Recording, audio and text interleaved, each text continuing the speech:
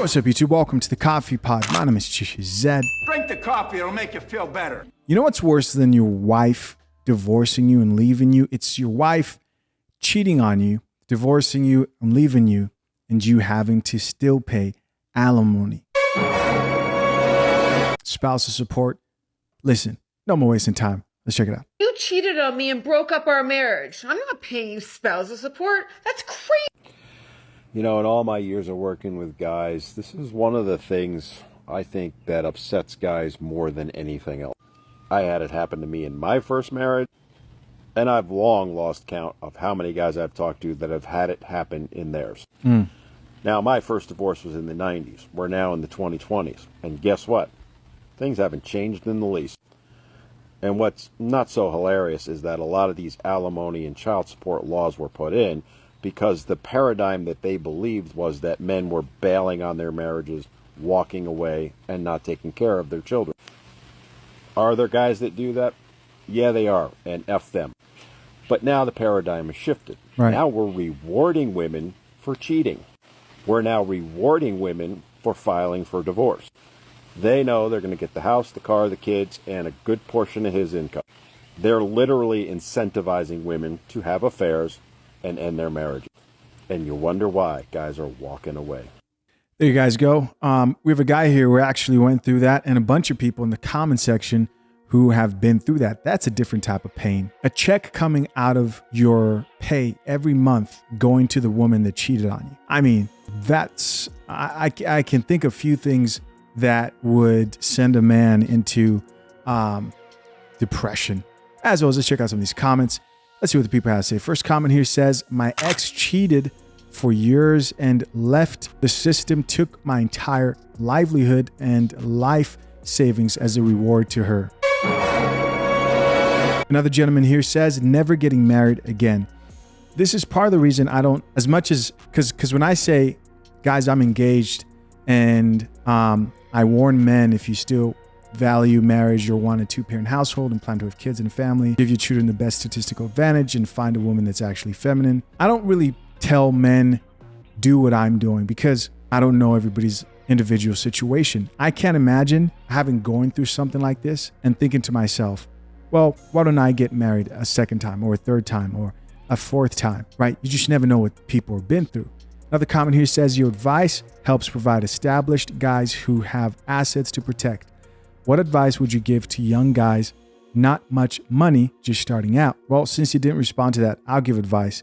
I think one of the number one things are to know the divorce laws in your state and the state you plan to get married in, and to also sit down and protect yourself at all fronts, especially if you have assets that you want to protect, right? Just being knowledgeable about the laws in your state puts you at a greater advantage.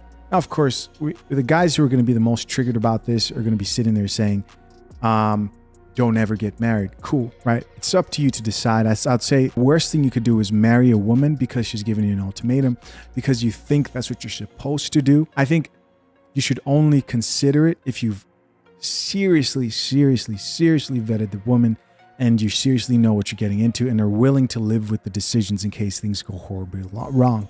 Until then, no man should be sitting there getting married or thinking about it. Another comment here says, what if she just happens to disappear off the face of the earth? Damn. Probably with another guy, right? Somebody's got her. Another comment here says, I can understand having to split your assets 50-50 and pay child support, but spousal support? That doesn't make any sense to me.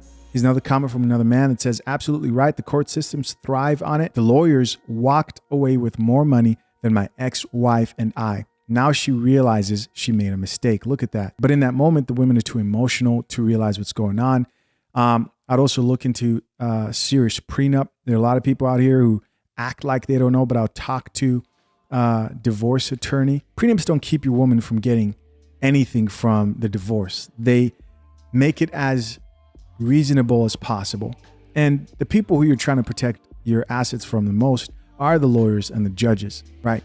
A lot of people get confused, for example, when they see celebrities who have prenups and the wife will get cashed out. Like the Dr. Dre situation where people are like, oh, look, his wife still got something even though he had a prenup. But if you look at how much the guy's worth, you realize she got a small, very small percentage compared to what most men experience who go into situations unaware, which is they get taken for half of everything and get left with the smallest portion. Here's a woman who chimed in and said, this happens to women too. Oh, really? Good.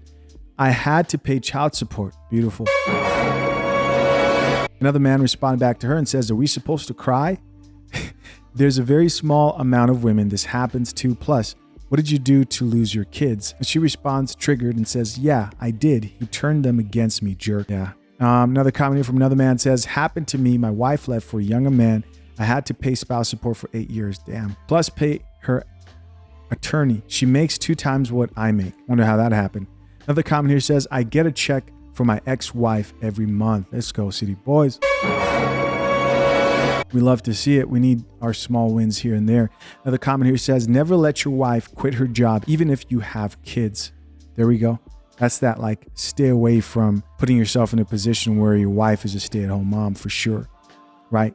Listen, as always, I'm curious to know, what do you guys think? Leave your comments down below. I appreciate you for checking out yet another episode of The Coffee Pot. Till next time, I'm out. Peace.